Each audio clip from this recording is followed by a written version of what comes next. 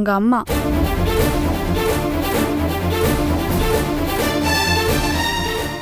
அம்மாவா? என் பையனை நீ கல்யாணம் பண்ணிக்கிட்டா ஏன் தாலி அறந்துரும், தெய்வ வாக்கு அப்படி. என் தாலியை காப்பாத்தி கொடுன்னு சந்தியா காலில் விழுந்து கெஞ்சிருக்காங்க. இது உங்ககிட்ட எப்படி சொல்றதுன்னு தெரியாம தான் அவ ஓடி போய் ஒளிஞ்சுக்கிட்டா. உங்க குடும்பம் நல்லா இருக்கணும்னு தான் உங்களை வெறுக்கிற மாதிரி நடிக்கிறா.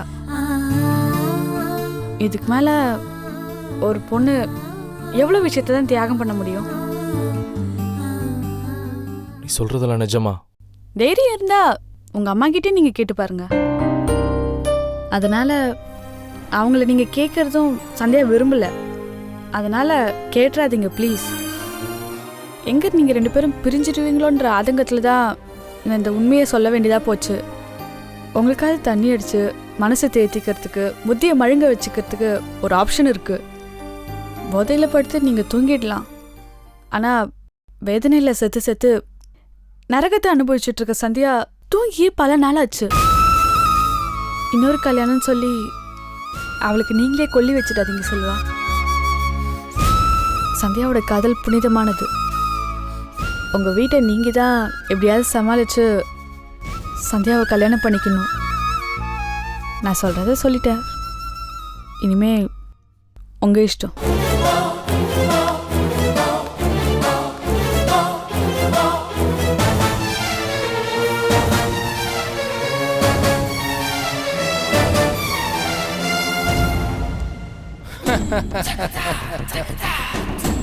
புரியுது புரியுது, நீ சொல்ல வர்றது புரியுது. தொழிலோட நேர்மையை பற்றி சொல்ல வர. சரி சரி வந்துருவால. Excuse me. வந்துட்டாங்க போல இருக்கு. சரி நான் அப்புறம் பேசுகிறேன். டேய் ஆமா உள்ள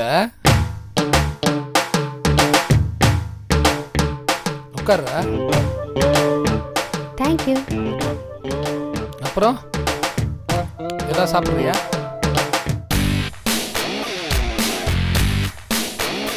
சார் சார் சார் நான் கிளம்புறேன் சார். அப்படியா? சரி, என் சட்டையில் பணம் இருக்கு, எடுத்துக்கோ. ம்.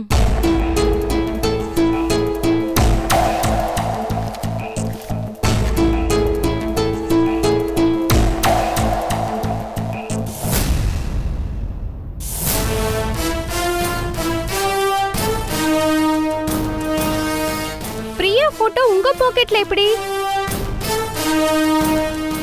பிரியா உனக்கு தெரியுமா? என் கசின் தான் அவ. வீட்டில் ஒரு சின்ன பிரச்சனை, ஓடி வந்துட்டா. பேப்பரில் காணவில்லைன்னு விளம்பரம் கொடுக்கறதுக்காக அவ ஃபோட்டோ வச்சிருந்தேன். அப்படியா? அவ ஏறுமேட் தான் சார். அவ ரொம்ப நல்ல டைப்பு. ஓ. ஆனா இப்ப கொஞ்ச நாளா ரூமுக்கு வர்றதே இல்ல. எங்க தங்கறானே தெரியல. வேற என்னெல்லாம் உனக்கு தெரியும்? ஓடியா ஓடியா, இங்க உட்கார், சொல்றா செல்லம். ரொம்ப சோஷியல் சர்வீஸ் மென்டாலிட்டி உள்ளவ. சஞ்சனான்னு ஒரு குழந்தைக்கு கேன்சர் இருந்தது. இவ தான் ஃபுல் ட்ரீட்மெண்ட்டுக்கு 2 லட்சம் ரூபாய் பணம் கொடுத்தா. அந்த ஃபேமிலி கூட குறுக்குப்பேட்டையில தான் இருக்கு. நான் கூட ஒரு நாள் பிரியா கூட அவங்க வீட்டுக்கு போயிருந்தேன். அப்படியா? அவங்க அட்ரஸ் தெரியுமா? தெரியும் சார். சொல்லு. நம்பர் 15 பெருமாள் கோயில் தெரு, குறுக்குப்பேட்டை. ஐயோ இது போதுண்டா செல்லம், சூப்பரா நீ, சூப்பர். இந்தா பணத்தை இதுல வை, போட்டோ என் கையில கொடு. நீ கிளம்புடா செல்லம். ஓகே சார், நான் வரேன்.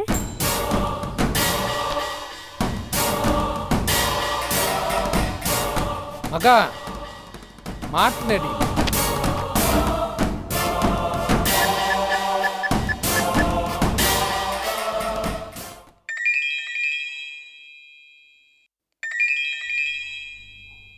உப்பு. ஹலோ சார், மகா என்கிற பிரியா இருக்கிற இடம் தெரிஞ்சிச்சு சார். Very good. எப்படிடா? எப்படின்னு சொன்னா பாராட்ட மாட்டீங்க, வயிற்றுச்சல்ல பொறாமப்படுவீங்க. அதனால அதை விட்டுருங்க. அவ சஞ்சனான்ற குழந்தைக்கு கேன்சர் ட்ரீட்மெண்ட் பண்ணிட்டு இருக்கா. ஓ. அதனால ரெகுலரா அவங்க கூட கான்டாக்ட்ல இருக்கா. ஓகே. அந்த சஞ்சனா அட்ரஸ் என்கிட்ட இருக்கு. அங்க போனா மகா கிடைச்சிருவா. சூப்பர்ரா. இனிமே நம்ம மகா தேடி போக வேண்டிய வேலை இல்லடா. மகாவை நம்ம தேடி வர மாதிரி பண்ணிடலாம். சரி, நீ முதல்ல அங்கிருந்து கிளம்பு. சரி சார், நான் உடனே கிளம்பி வரேன். மகா சிக்கிட்டடி.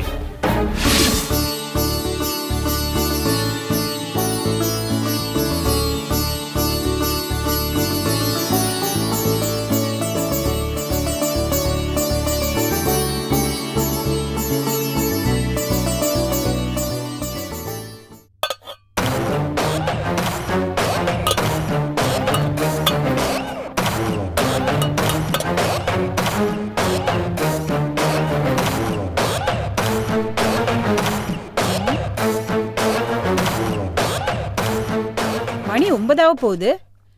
நானே குளிச்சுட்டு வந்துட்டேன். எனக்கு பசிக்குது. இந்த வீட்டு மருமவ இன்னும் ஏந்திருக்கல.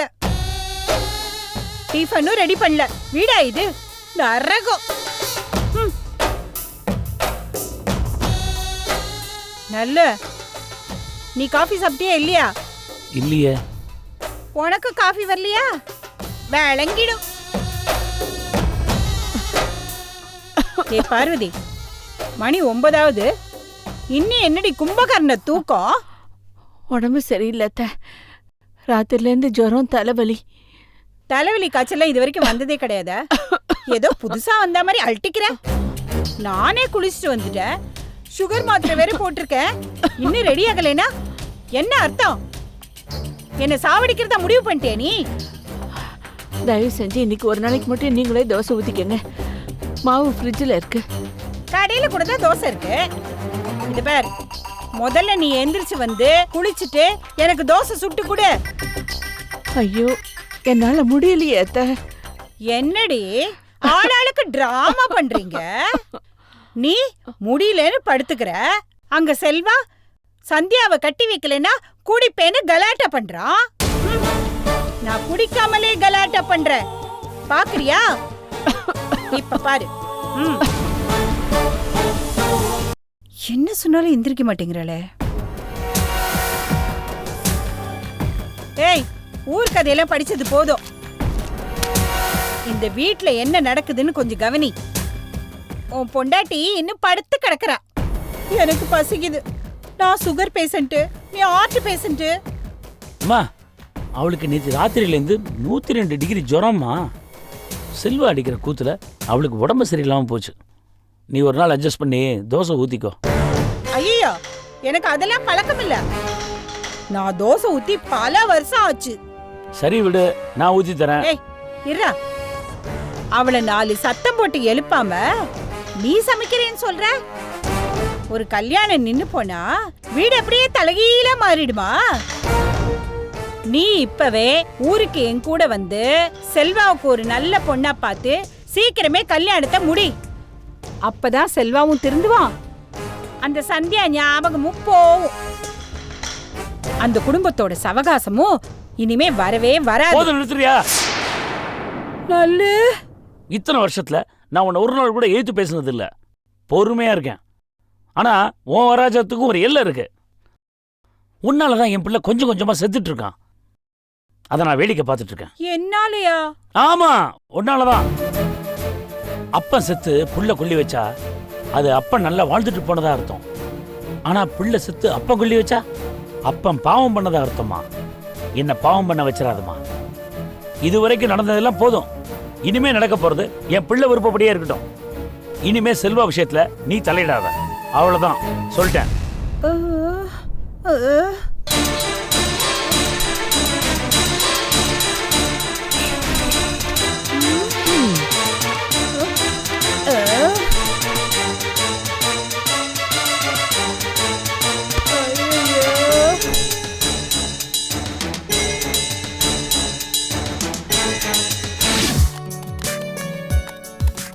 மேடம், எல்லாரும் போயிட்டாங்க.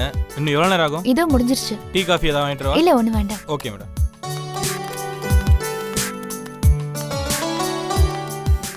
சார், யார் சார் வேணும்?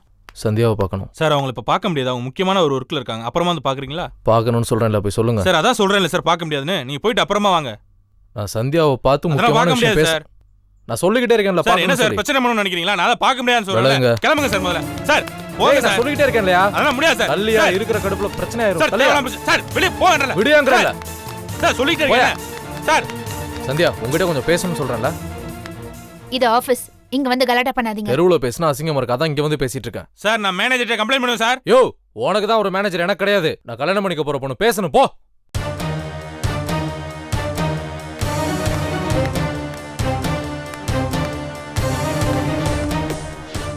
என்ன வேணும் உங்களுக்கு? இனிமே இங்க வராதீங்க, என் மூஞ்சில முழிக்காதீங்க. உங்களுக்கு குறை இருக்குன்னு சொல்லிட்டேன்ல. இன்னும் எத்தனை நாளைக்குமா அப்படி வெறுப்பு இருக்கிற மாதிரி நடிக்க போற? உன் நாடகம் போதும் சந்தியா. எல்லாத்தையுமே என்கிட்ட பிரேமா சொல்லிட்டா. என் அம்மா உன்கிட்ட வந்தது, கெஞ்சினது, உன் காலில் விழுந்தது எல்லாத்தையுமே சொல்லிட்டா. உன் மேல இருந்த கோவம் எல்லாமே போயிடுச்சு சந்தியா. எவ்வளோ பெரிய மனசு உனக்கு, எப்படி ஒரு பாசம் என் குடும்பத்து மேல, எவ்வளோ பெரிய தியாகம் பண்ணியிருக்க சந்தியா.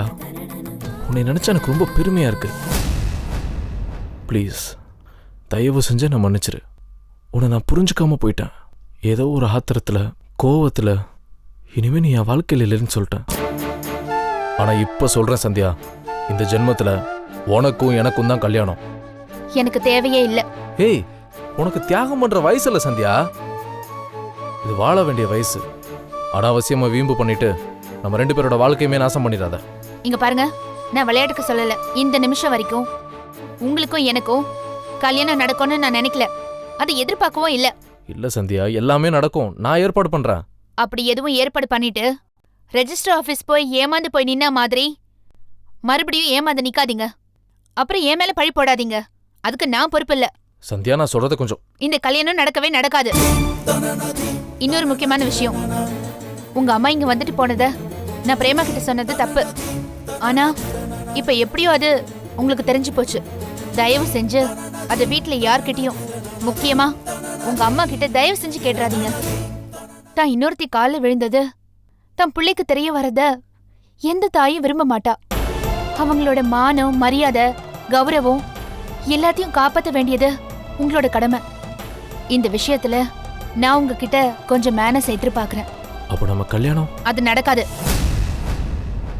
இனிமே அது நடக்காது. என்ன தொந்தரவு பண்ணாதீங்க. சந்தியா, சந்தியா, ஏய் நில்லு, நில்லுன்னு சொல்றேன்ல. சந்தியா, ஏய் சந்தியா, சந்தியா ஒரு நிமிஷம் வெளில வா. சார் தயவு செஞ்சு தொந்தரவு பண்ணாதீங்க. நீங்க ஏதாவது பிரச்சனை பண்ணீங்கன்னா மேனேஜர்ட்ட சொல்லி போலீஸ்ல கம்ப்ளைண்ட் கொடுப்பேன். இல்ல நான் சார் தயவு செஞ்சு கிளம்புங்க சார்.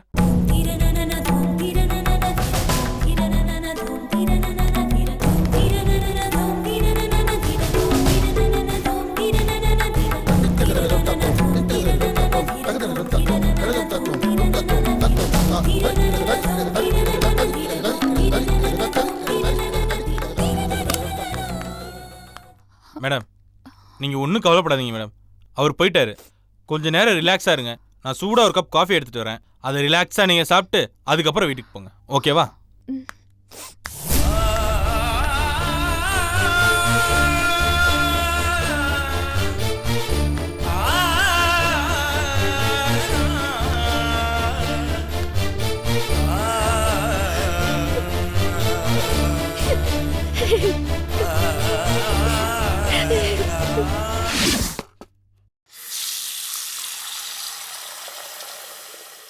சாந்தி, நீங்களா? நான் இருக்கிற இடத்தை எப்படி கண்டுபிடிச்சீங்க நீங்க? நீ என் தாலி கட்டின பொண்டாட்டி தானே, உன்னை கண்டுபிடிக்கிறதா கஷ்டம்? நீ ஒரு வீடு வாடகைக்கு எடுத்து சுதியோட நீ தங்கி இருக்கிறத ஏற்கனவே நான் கண்டுபிடிச்சிட்டேன். எல்லாத்தையும் சுதிதா ஏற்பாடு பண்ணான்னு அந்த விஷயத்தையும் நான் கண்டுபிடிச்சிட்டேன். நான் தான் நேரம் வரும்போது சந்திக்கலான்னு உன்னை விட்டு வச்சு. இப்ப நேரம் வந்துடுச்சு சாந்தி.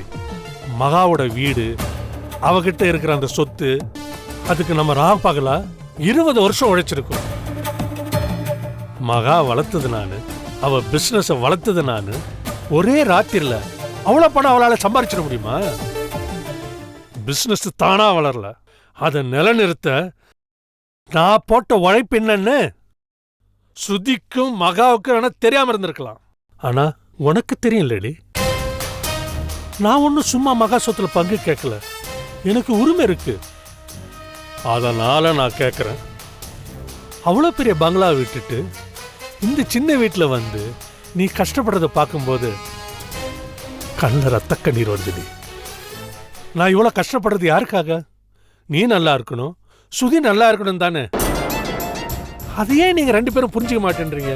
அவ தான் சின்ன பொண்ணு, நீயாவது புரிஞ்சுக்கலாம்ல. என்ன நீ புரிஞ்சுக்காம வேற யாரடி என்ன புரிஞ்சுக்க போற? எல்லாம் தலையெழுத்துங்க. அந்த தலையெழுத்த நாம மாத்தணும். மறுபடியும் பங்களாக்கு போகணும். அந்த ஆசை உனக்கு இருக்குல்ல, அதுக்காக தானே நான் இவ்வளவு பாடுபடுறேன். அதை நீ புரிஞ்சுக்கிட்டியா இல்லையா? இப்ப என்ன பண்ணணுங்கிறீங்க? இங்க பார், காணாம போன மகா திரும்பி வந்துட்டா. ஆனா பிரியான பேரை மாத்திட்டு நடிக்கிறா, என்னையே குழப்பறா. அவ மகாவா பிரியாவா அப்படின்னு கண்டுபிடிக்க உன் உதவி எனக்கு தேவை. நம்ம பிள்ளைய கொன்ன, நம்மள ஜெயிலுக்கு அனுப்புன அந்த மகா மூஞ்சில நான் முழிக்கவே மாட்டேன். நீ மகாவை சந்திக்க வேண்டாம், இளவரசியை மட்டும் போய் பாரு. ஏன்னா சுப்பிரமணிய காப்பாத்த மகா சரண்டராயே ஆகணும். அப்ப மகா முதல்ல சுப்பிரமணிய இளவரசி தான் கான்டாக்ட் பண்ணுவா. அந்த சமயம் பார்த்து நாம அங்க இருக்கணும்.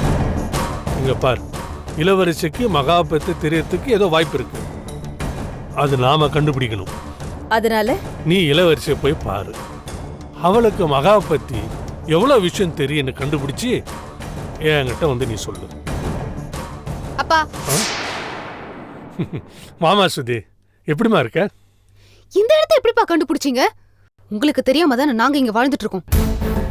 தப்பா பேசாதம்மா, என்ன மன்னிச்சிடுமா. நான் தெரிந்துட்டேன், உலகத்திலே மிகப்பெரியது உன்னோட பாசம்தான்னு நான் புரிஞ்சுக்கிட்டேம்மா. என்ன மன்னிச்சு ஏத்துக்கம்மா. ஸ்ருதி, என்ன இருந்தாலும் அவர் எனக்கு தாலி கட்டின புருஷன், உன்னோட அப்பா. அவரை மன்னிச்சிடுமா. அவர் உண்மையிலேயே இப்ப திருந்திட்டாரு. இவராவது திருந்தருதாவது நடிக்கிறாரு. 10 மாசம் புருஷனை பார்க்கலன்னா ஒண்ணு உன் புத்தி பேதலிச்சு போச்சுல. நீயாச்சு உன் புருஷனாச்சு. ஒழுங்கா இருந்தா சரி, இல்ல உன்னையும் உன் புருஷனோட சேர்த்து வீட்டை விட்டு துரத்திடுவேன்.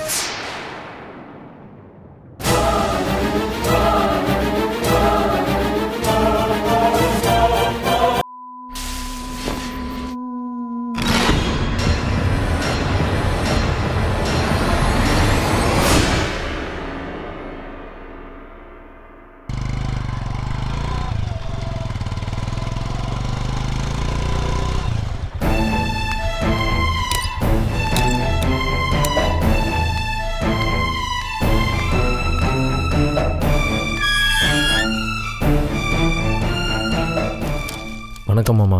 வணக்கம் அத்தை. வாங்க. என்ன ஆச்சரியமா இருக்கு? சந்தியா ஆஃபீஸ் போயிருக்கா? தெரியும், நான் அவளை பார்க்க வரல, உங்கள் 2 பேரையும் தான் பார்க்க வந்தேன். உட்காருங்க. நீங்களும் உட்காருங்க. காஃபி எடுத்துட்டு வரேன். இல்லை, காஃபிலாம் எதுவும் வேணாம், ரொம்ப முக்கியமான விஷயமா பேசணும். நீங்களும் உட்காருங்க. சரி, உட்காருங்க.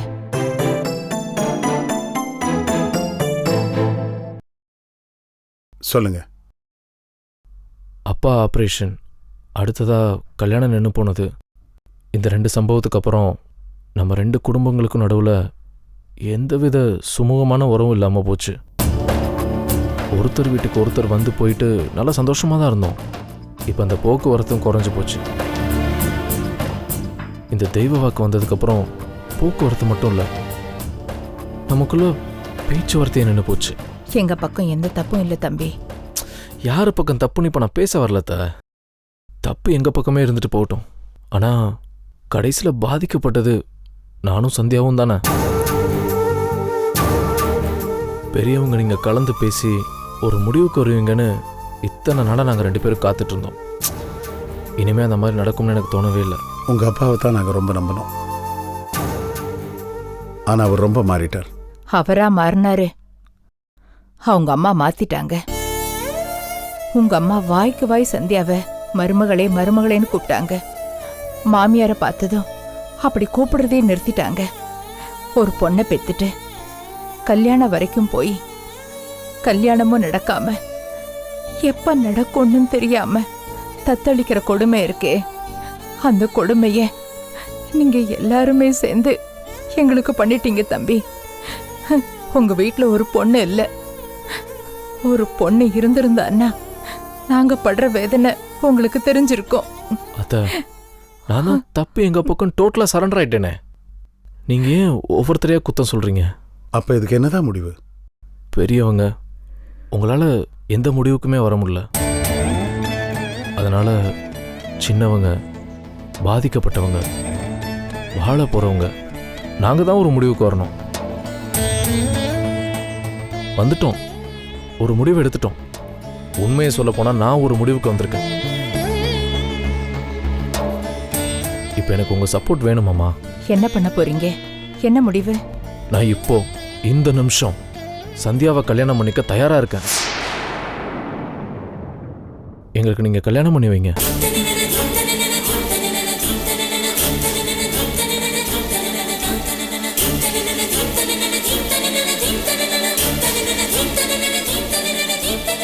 இதுக்கே அதிர்ச்சியான எப்படி அத்த? அப்ப சந்தியாவோட கெதி, என்னோட நிலைமை? இப்படி ஒரு முடிவை நாங்க எதிர்பார்க்கல. எங்களை நீங்க பெரிய ஆபத்துல மாட்டி விடுறீங்க தம்பி. உங்க பொண்ணுக்கு நடந்த கொடுமைக்கு உங்க பொண்ணோட வாழ்க்கைக்கு ஒரு பதில் கேக்குறீங்க. அந்த பதிலோட நான் வந்தா ஒத்துக்க முடியாதுன்னு அதிர்ச்சியாறீங்க. இந்த கல்யாணம் 2 வீட்டு சம்மதத்தோட நடக்கணும். ஆனா அதுக்கான சந்தர்ப்பமும் சூழ்நிலையும் இப்ப இல்லையா மாமா? உங்க அப்பா அம்மாவோட சம்மதம் வேணும் தம்பி. ஐயோ, அது கிடைக்காத பட்சத்துல தானே இப்ப நான் அந்த முடிவுக்கே வந்திருக்கேன். எங்களை பெரிய தர்ம சங்கடத்துக்கு ஆளாக்குறீங்க. நீங்க ஒரு விஷயத்த நல்லா புரிஞ்சுக்கோங்க மாமா. எங்களுக்கும் வலியும் வேதனையும் தான் இது தருது. ஆனா வேற வழி இல்லையே. உங்க அப்பா அம்மாக்கு நாங்க என்ன பதில் சொல்ல முடியும்?